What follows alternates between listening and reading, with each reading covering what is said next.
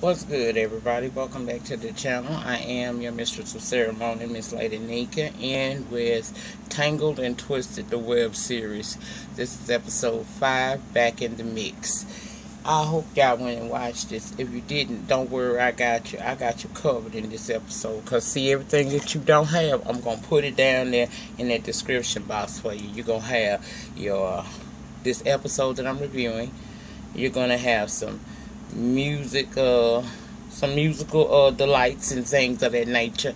You're gonna have what you need to walk away and thoroughly enjoy the Tangled and Twisted experience. Okay, I apologize this didn't come out a little earlier, but let me just give y'all a little pre-me. Y'all know I don't do nothing, I ain't scripted over here. This is totally live, loud, and in living motherfucking color, and totally uncut, okay?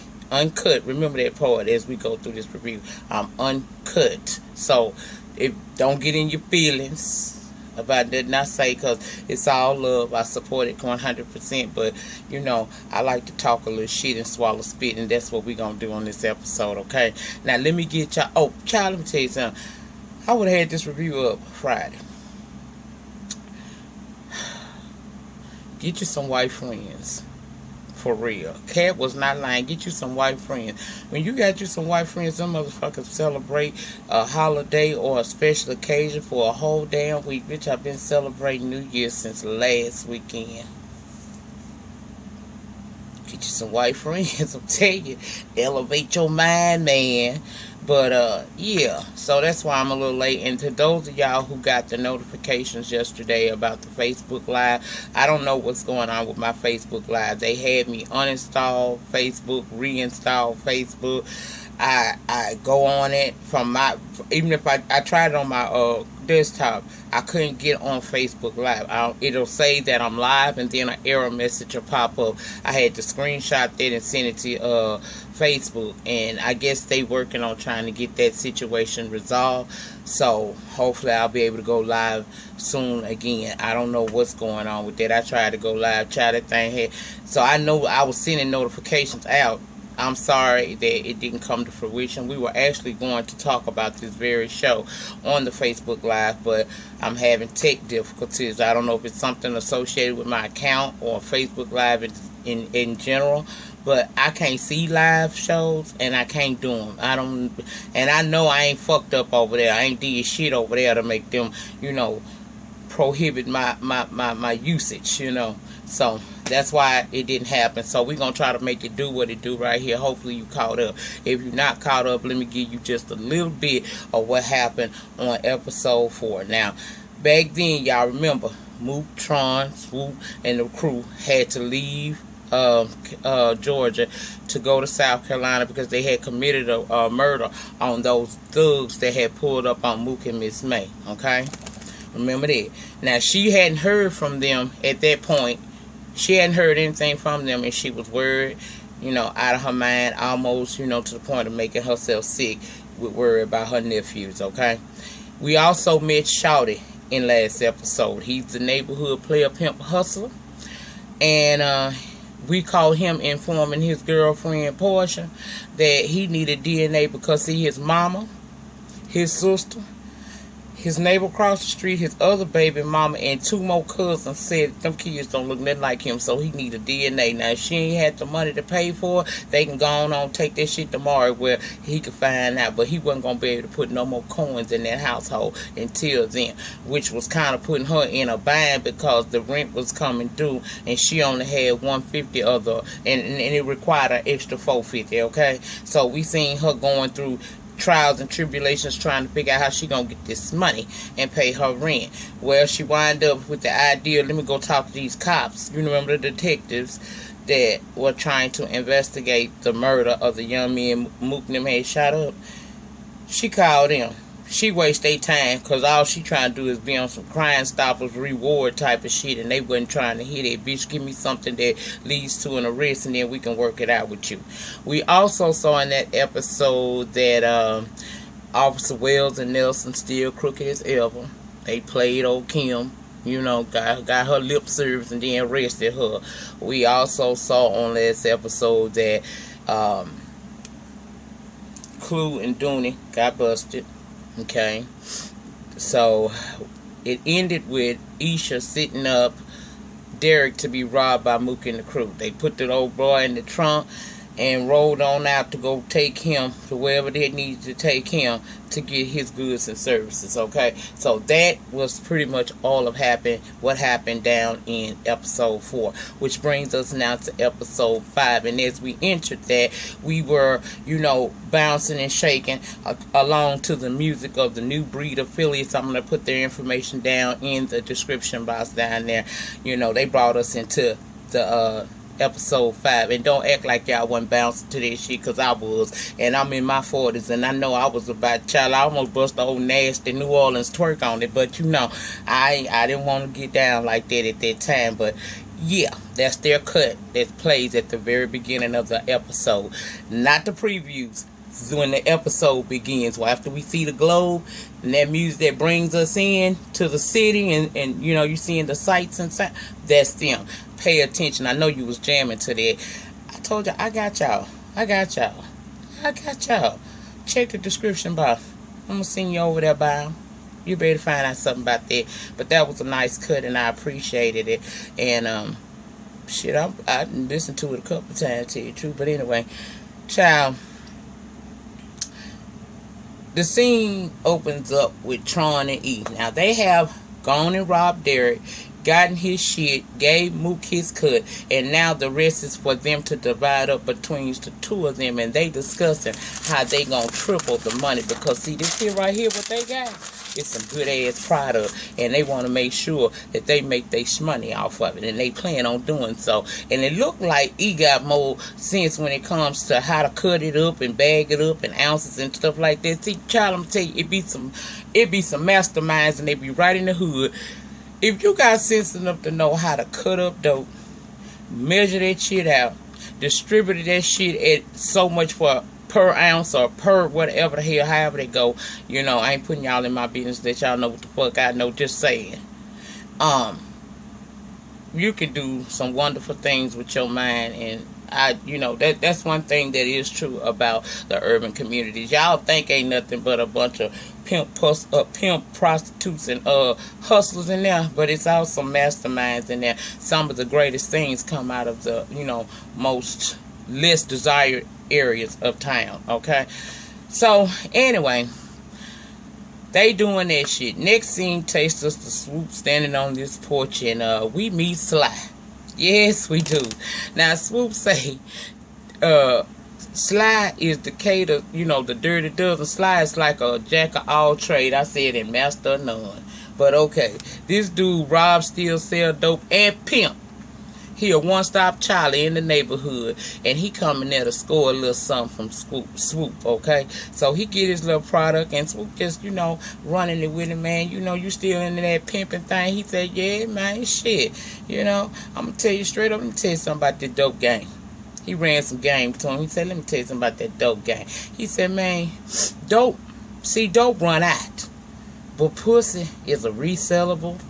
It's a resellable product, baby. A bitch can sell pussy till she kill over dead, but that dope will run out. Baby, Swoop is standing there listening to that shit, but he getting him a nice laugh, but he listening because he know one thing. This motherfucker dead ass serious. So, ladies, how y'all feel knowing your snatches are reusable goods, girl? Some of y'all already knew that shit. Just don't do it until you die, like he said, bitch. Don't have some life goals. Have some life goals, okay? Anyway, Sly say, look here, Swoop. You know I stay 10 toes down, baby. 1 foot in the door on a lick on some gangster shit, okay? Shit, 1 foot in the other bitch ass trying to get that cash. You know how I roll, nigga. This how I live. This how we do this. This is how it goes down in the dirty. All day, every day, okay? Child, I hollered. I like Sly. He old pillar and hustle with all them goddamn rhymes on his ass. But shit, I don't know. I can't fuck with Sly, baby. And we'll find out as we get on into the review. Now, let's go to the south side of ATL. It's the next day. And Swoop is narrating this. And he say, in the hood, ain't no reason for you to be broke if you live in the hood. Because it's too many hustles, baby, okay? And then we come up on a scene where we see about 5 hoes on the stroll. And we come to learn by way of Snoop's narration that these are sly hoes. You see what I'm saying? They standing out there trying to holler, you know, make a nigga holler at them, you know, get at them. They throwing legs up. They trying to put their best assets forward, you know. They want a nigga to holler so they can make that dollar. That's what they trying to do right now, okay? I said, child. Swoop say they always on the scene for the greater green. I said, come through down, come on through. Child, we seen them standing out there soliciting their goods and services, but they talk shit if a car don't slow down for them or stop or pick their ass up. Now, there was a scene during this part of the episode where a black XUV slowly rolled upon them, getting a good visual of all of the ladies, okay? Now, the car never stopped, but he did roll by very slowly. And I only brought that up because I do believe that that may come back as something later on in the next, you know, couple of episodes going forward, because it was a reason why we got that specific pan in, okay? So that happened, and, you know, they didn't stop, so the ladies do what they do best, talk shit and swallow spit, talking about the niggas probably broke. No, bitch, you broke because you on his corner. Now, Swoop say anytime you see that white caddy pull up, you best believe it's some pimping shit in progress, and I will believe that, because right after he said that, here comes the caddy pulling up, and Strawberry Passion jumps out of there, and I call her Strawberry Passion because, baby, she had a strawberry colored hat piece of quaff upside her damn head. Child, and she dark as me. Y'all gonna stop. Anyway, she get out the car and they do what hoes do. Try to make that man's money. Okay? However, the next day around 7:43 a.m., we see that same Cadillac roll up to this house. This is the house of the hoes, okay? And you got one hoe sitting on the porch. She's sitting up an appointment. Now, she tells old boy, look, it's $350 if you want me to spend the night with you, okay? Old boy must have had told her that, yeah, I'm willing to drop the $350 for you overnight, but see, I'm going to need to go up in that ass. Which took the price to $450, and obviously he got it because he said, okay, that's cool. So she's planning on coming to, you know, go seeing him very soon. Now, while she trying to get that transaction together, here comes Sly, and he pissed off because, see, she goes to have her goddamn ass down at D-Fax making his damn money. He wants to know, bitch, why is you slacking on the job? She said, well, I didn't know. The rest of us didn't know. You would have to ask them about that. Oh, the rest of the hoes up in there too? Bitch, come on up in here before I beat your motherfucking ass. Took her ass on up in there and went in there with the rest of them women was at. Woke Peaches ass up. Now, we were introduced to Peaches when we were introduced to the hoe stroll. Peaches is the bank. She is the supervisor of the hoes, okay? That's her position. She is Sly's #1 bitch. A supervisor, if you will, of the hoes. She tell them bitches when they need to be there, how they need to be there, and what they need to do when they get there. Okay? She's a jack of all trades in the hoeing game. If you follow me, baby. Follow me. I'm going to bless you in a minute. Now, she done been out on the hoe stroll probably all night for him. It is 7 now, something in the morning. And he come there with that fool of fuck shit because he feel like, bitch, why is y'all not up making my money? You don't sleep around this bitch. Because failure to make my money can lead to some ass whoopings around this place, okay? So, why you not where you supposed to be? She's saying, Daddy, but I had to let my phone charge up. And I just gave you $650 last night. He said, that don't mean a motherfucking thing, bitch. What that fucking shit mean? Look, come on. The rest of y'all hoes, come hold this hoe down. It's time for me to initiate some corporal punishment to get this bitch brain cells back together. Because apparently the serotonin ain't been mixing up right in her brain. So I'm finna beat her. And as he's saying this shit, I'm paraphrasing, he is kind of like straightening out a wire hanger, getting ready to go mommy dearest on this bitch, and he did.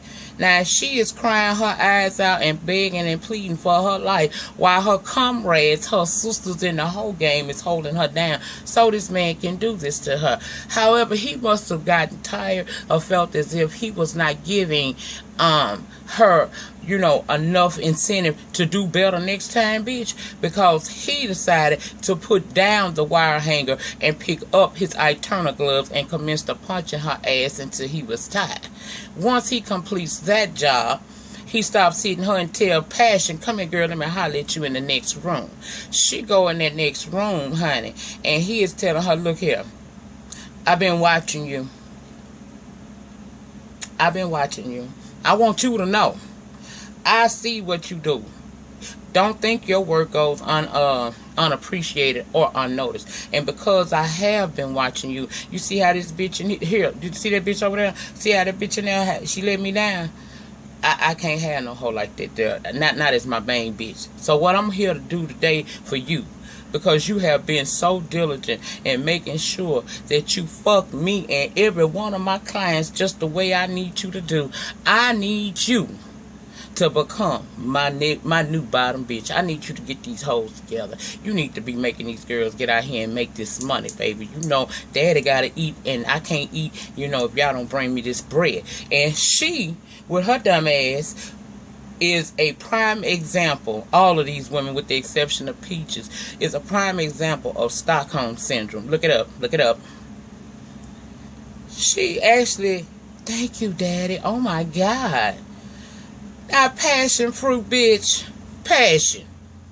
Girl, you is standing up here acting like this man is a Fortune 500 company that you work for, where you have just been promoted to a salaried position which would entitle you to a 401k benefit, full medical and dental insurance, paid vacation, paid time off, and a company car. Bitch, this man is telling you, did you see her in here? You see her there?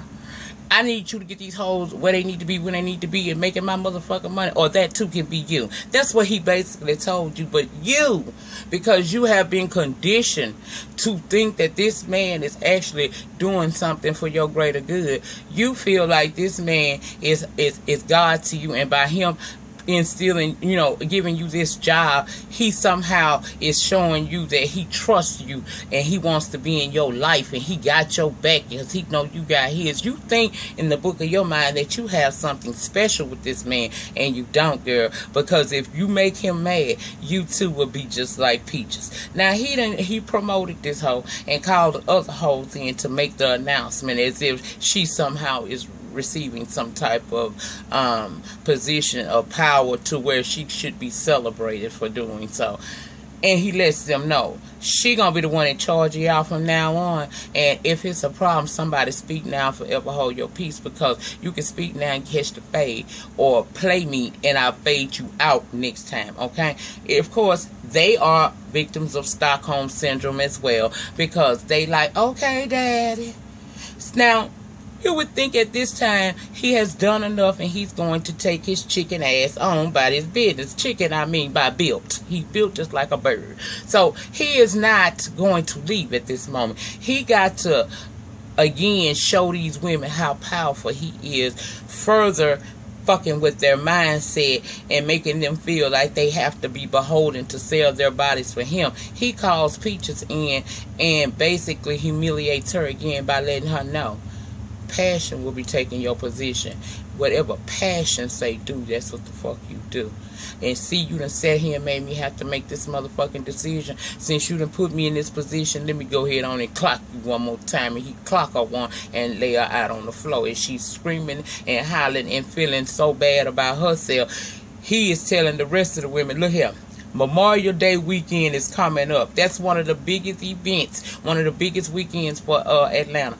I'm going to need y'all to be where y'all need to be, in place to make this money for me. And I don't want no motherfucking pussy, punks, or failures going on doing this here money-making event that we got coming on. So what I'm going to need you to do is let your next move, bitch, be your best move. That's what you do. And he sashay on out the door. Meanwhile, Peaches is still on that floor, and she's getting up and she let the women know, girl, I don't know about y'all, but I'm finna get the hell up out of here. Now, Passion, I'm like, where the hell is you gonna go, girl? You don't even know nobody here. I don't give a fuck. This ain't the 70s. I can make my own goddamn money. I am not finna do this. Well, where are you going to go without Sly? He's just trying to make us tough because some of these niggas out here, la-da-da-da-da. Told you, a classic case of Stockholm Syndrome. They think that by beating them, he is showing a form of love to them, and they can't realize that they're actually abused women. Okay, but Peaches, she either ain't been with his ass long enough, or she come from a different breed. Because this bitch say I could be my own motherfucking woman. I could sell my own goddamn pussy and be my own boss. Y'all hoes do what y'all gotta do. I'ma do what I gotta do. Now, to show you how much of an influence this man has on these other women, and have beat it in their head that they need him. Passion says, I was a broke bitch before I met him. Look at me now. Look at you, bitch. They telling her she gonna get killed. Then when she say they can't convince her to stay, they gonna tell her, well, I tell you what. You going on out there. You gonna get killed. And some of the other ladies say they hope that he do kill her and she leaves. She getting the fuck up out of Dodge. And I said, okay, girl, you know, if you gonna be in the game, at least make your own money. You don't need to be. I'm not gonna use my box to serve me and you. I'm sorry. I'm just not gonna do that. So I was here for her and what she said then, okay? So after that, she gonna tell the girls they got like 40 minutes. They gotta go by the library and everything else before they get down there and get ready to sell that pussy, make that money. So go on get you some damn noodles in your stomach, because we got to get ready to go make this money for daddy. Okay? Now, let's go to the park, because Tron is meeting up with his connect to sell some of that dope. He meeting with Officer Wells and don't know it. Well, he make his little, you know, now, while he getting ready to walk toward this car, you got to swoop on somebody saying they back at it, it's all good, and he high as fuck himself off the product. You know, today is a good day as far as Swoop is concerned right now. Well, Tron make his sale, and immediately he caught up.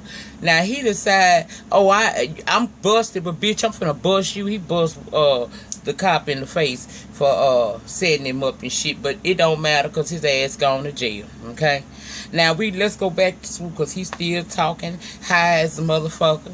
High as giraffe ass, talking about today a good day. A couple more days like this, him and Yolanda gonna be able to be up out of there. They gonna go on vacation and shit. He counting his money. Niggas started coming up getting served. One nigga say, tell E holler at me. He say, alright man, you know y'all hop up. I'm get with me. I'm telling him I'll let you know. Man, he feeling like he's sitting on top of the world. Cause he high as fuck and his coins is right, okay? Now, that leads us to meet up with Ezel. Ezel used to be this big time pimp way back in the back day. But see, now he old busted up ass crackhead who think he's still a pimp. And they keep him around according to Swoop because he's good for business. So, you know, we get a little scene where Ezel, you know, he trying to instruct his hoes like Sly do, his little crack hoes. Look, bitch, we doing $10 a fuck, $5 to suck. Now get out there and make my motherfucking money, bitch. And that's what they do. Now, they say E stay on that gas, as most do. They sell it. And Ezel come up because he need to buy a dime. But while he there in getting his dime, he want to inform him, man, I seen your boy Tron get popped this morning down in the park by Officer Wells, old bitch ass. He need to get killed around this bitch. He like, are you sure? He said, man, I seen it with my own two crackhead eyes. I seen him with my own two crackhead eyes. He did that shit. He did that. He get on the phone and call Mook. Mook is with his homeboys. They beating up a motherfucker trying to get info about some problem, some product or something like that. But Mook is like, wait a minute, hold up. What happened now? Is he certain? Yes, he's certain. Now, the homeboy is overzealous. He beating the fuck out the man, and Mook trying to tell him, hold up, man, we ain't gonna get nothing out the nigga if you keep bucking him up and shit. Well, by the time Mook done told E he gonna meet him over there on their side and try to figure out what they gonna do, discussing and things, homeboy done shot the fuck out the motherfucker, and Mook said, nigga, you could have hit me. He said, man, I'm sorry, but man, my bad, bro. Y'all know I'm trigger happy. I hollered, cause me too. Well, I've been delivered. I used to be. I'm better now. Now, Miss May done found Swoop sitting outside of what she calls her no good ass sister house. And she is upset because she been calling and calling them and she ain't getting no answer. She said, did y'all go and kill that man? Swoop Live said that, we looked for him. We had it on our mind to do it, but we ain't find him, so we just let it go. He said, look, I just been chilling. And Miss May know that, he lying. And she tell him that, she say, you lie just about as good as Mook and Eric, a.k.a. E. For those y'all ain't following, okay? She say, you used to be so sweet, then you just, when I first adopted you, now you're just corrupt. She said a nigga corrupt. Man, I hollered, okay? Because that sound like some shit I done heard and some shit I done said. Yes, indeed. Well, he swearing, oh, no, auntie, I'm good, He dropped off some cash to Miss May, and she said, you know what? He told her, I know you need a little help on that mortgage. Here goes some bread. She was like, well, hold up. Now, Mookie just done come to my house and left an envelope with his name on it, and on the inside it's $500. Now you giving me money, and I need this money for my mortgage because I'm short. But what I don't want is the corrupt money. Is this the corrupt money? Did y'all kill somebody for this money? Because I don't want the corrupt money. He's telling her, no, I didn't do it. I didn't do it. She say Mookie won't even answer the phone for her now. He said, I ain't do nothing though, auntie. He said, I sold my big screen and my Xbox to get that money. She said, boy, I may play like I don't know or play crazy, but I ain't crazy at all. I just play that way because I wasn't there to see it. She said, but, y'all went off to try to do something to that boy that pulled that gun on me, and I get it. You're upset. I know you mad at your daddy for killing your mama, and immediately that's a trigger for him. Okay, that's a trigger. Pay attention. He won't know why she want to bring that up. She said because you need to change your life. You need to learn how to be the leader that you are and stop being a follower. She asked him, can we pray together? And he think that's utterly damn ridiculous because it's God who put him in that position. Oh, baby, okay. He said, my daddy killed my mama and my uncle right in front of me. Then he blew his brains out and you talking about pray. He said, come on, auntie. I was doing all that before this and look where it got me. She tell him, look. He started that, look, auntie, I love you, but I gotta go. She told him, she said, don't you ever give up on the Lord and Savior Jesus Christ who died for our sins. She said, I'm gonna pray for y'all. And just as she's saying that, he tell her he had to go and he walked away. You can't never be mad at God about a situation because he is a God of love and a God of order. Sometimes he got to shake up your system to get you back on track. And it's one thing for certain, there's always warning before destruction. And now we have heard him receive warning number one.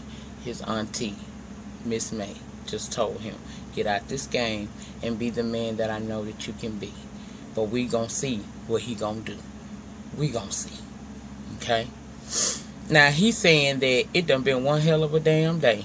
His homeboy done got busted, his auntie on his back, so he think he need to go see his girl, wind down, and relax a bit. AKA, in nigga, street term, go get me some pussy, because people getting on my nerve. Okay? And that's what he doing. Pussy is the best stress reliever for a man. A straight man. Now, Yolanda at home, she frying up some grub on the stove. And, baby, whatever that was, just turn that fire down next time, okay? Because, see, y'all be shooting this scene, you over there playing with that chicken or whatever the hell that was. You gonna fuck around and start smoking, and it's gonna mess up the scene. Don't cut that fire down next time, girl. We will still get the fry effect, the sound. Cut that down. But you was cute. I ain't talking about you. Was cute. You was cute. You was cute, okay? Then the doorbell rings and it's Swoop coming to see her. He say, you know I was gonna come check on you. She said, yeah, you came over here to get some of this pussy.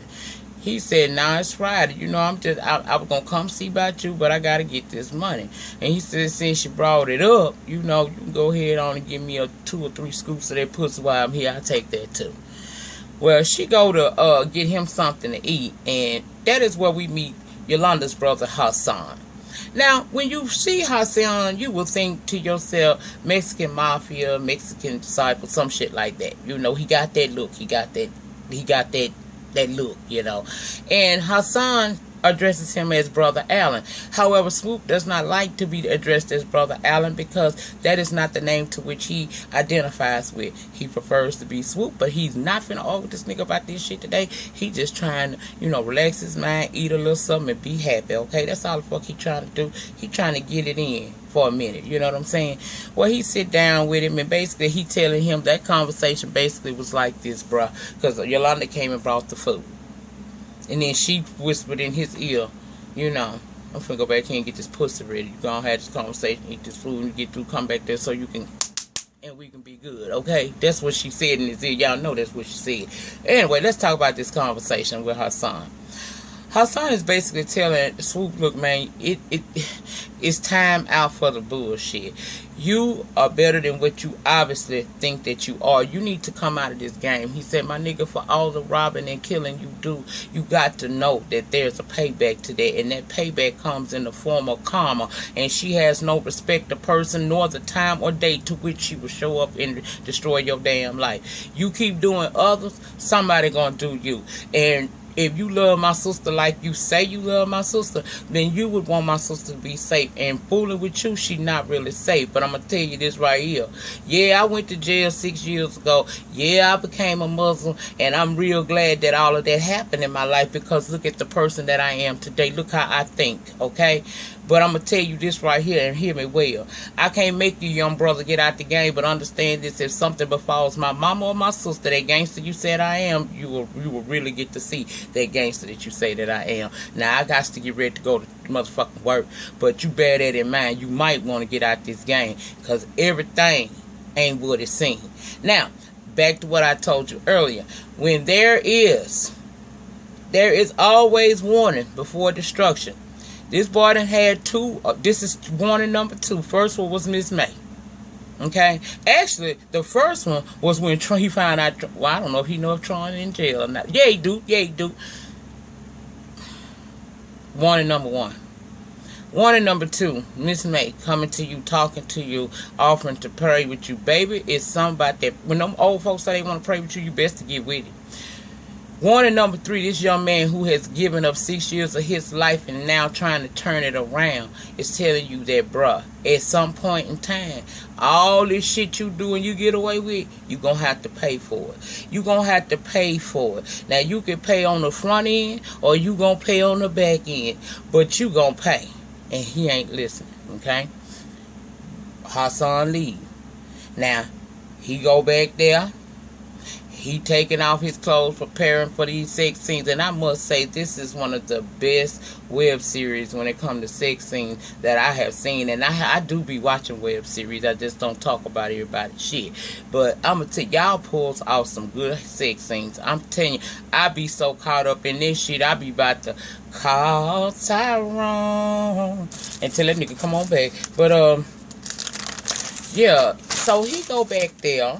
You know, and they do what they do and things of that nature. You know, that she got her legs to the moon and it's all good. And they playing this song by some guy by the name of Jobron that's under the Benjamin music label, I'm assuming, because it's a LLC. I'll put that down in the description as well. They have a wonderful night of, I guess you would say, lusty, passionate sex. Okay, cool.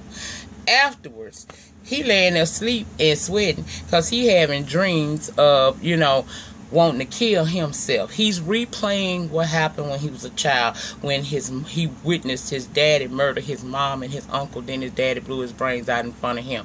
He's thinking to himself, I want to leave too. Everybody that said they were going to be there with me has left.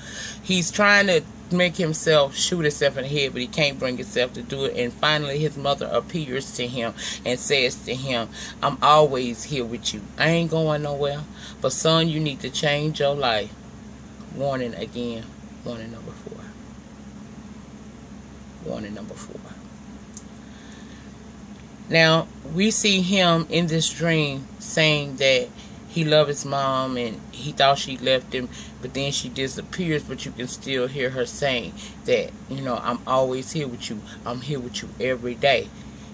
change your life. She's encouraging her child through her spirit to do what's right for by himself before the time is too late, okay? Yolanda wake his ass up out of that dream. Instead of him just sitting there processing what the fuck that have been said to him throughout the day and in that dream, his mind is, let me get back to the money. So he getting up trying to get ready to get back to the money. He give her ass a couple of dollars and tell her to add that to the stash, and she talking about, we got enough now to get an apartment. But see, he wants to do bigger than that. He don't want to do the month-to-month thing, so he wants to do the, you know, something that they can get and pay out in 6 months. He said they gonna get a house. But he tell her he'll be back later. She say be safe, and he leave, and she goes back to sleep. Now, I got a little confused at this point, because if he left, did he come back or something?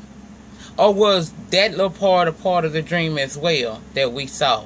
Because we see her mother call her and wake up out her sleep saying she down the street. She's saying that, okay, I'm finna come out and help you with the bags. And he's in the bathroom putting on, you know, getting himself together. She hollering about, throw me my clothes, my mama down the street, hurry up, hurry, hurry. Okay, so I didn't get that. Maybe, you know, somebody can help me understand, because I really got lost in that moment, and I watched this like 47,000 times, so I know I didn't catch that, what went down. Now, he on his way out the door, giving Yolanda her kiss, and as he leaving, Miss Brown, her mama's walking up, and she say, Swoop, look here, if I don't see you in church, don't come back over to my house, boy. He said, Mom, I'll be busy, man. I got stuff like that just came at me by way of her son. Now you coming at me. And she said, hold up, let me get you all the way together. Her son became a Muslim, and I ain't mad at him. He used to go around this neighborhood terrorizing people. She said, look here, boy, I don't care if you choose Allah with her son or Jesus Christ with me, but you need to change your life, because see that girl right there? You see that girl right there? That's my baby, okay? And she need to be safe. And fooling with you dangerous. There's yet another warning, people. Get y'all here. Okay. She say it's 3 kids grew up in this neighborhood with her son. All 3 of them dead. She said you need to think about it. Life is too short.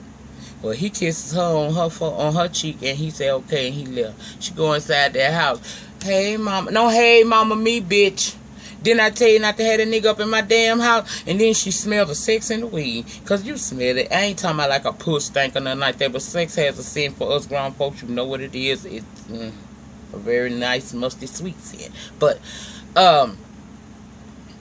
she said, I know he ain't smoking in my house, and I know goddamn well y'all ain't in here having no sex in my house with this boy.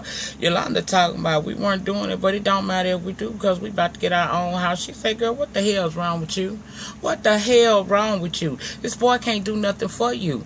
You been running around here acting like a fool lately. What's wrong with you? And that's where it shut off at for... We waiting on episode 6, but trust and believe there's something wrong with her. The reason why she riding so hard. Not only is she in love with this man, she might even be pregnant with this man. Now, that's just my prediction for next episode. We gonna see. You can put your predictions down there again, you know, in the more good comments. Now, y'all, before I get ready to get the hell on up out of here, I just want to say I want to thank again to Shaheen Saheed and Cecil Brown for allowing me, contacting me personally, and allowing me to be a part of this as far as doing the reviews. I believe in this project. If I ain't believe in this, I wouldn't be doing this, because what God got for me, I'm gonna get to it regardless, you know. Now, maybe through them I get there faster, but we don't know, and we don't give a shit. All we want to do is keep on striving to be the best that we can be in 2017, and I implore each and every one of you to do the same. Get into this web series. This is very, very interesting. Even if you think that this is something you might not like, give it a chance, because everything is not what it appears from episode 1 down to episode 5. In the description box will be a clip. I'm gonna put a link down there for you to find out more about the new Breed affiliates. I will put down there the name of that song that played during the sex scene between Swoop and Yolanda. And again, to Shahid and Cecil, I thank you all, both of you, for coming to me, reaching out to me, and allowing me to be a part of this in my little old way that I do it. I hope I did it justice for you all. I try to be as thorough as possible. Just remember, the depth of my struggle is going to determine the height of my success. In the meantime, in between time, please remember to like, comment, subscribe, share this video and all of my videos on your social media sites, and I will see you guys back Monday for another reality review. I ain't forgot about Fuck Shit Friday or Shit Talking Saturday. Y'all gonna have to just pray for me. The Lord ain't through with me yet. Peace.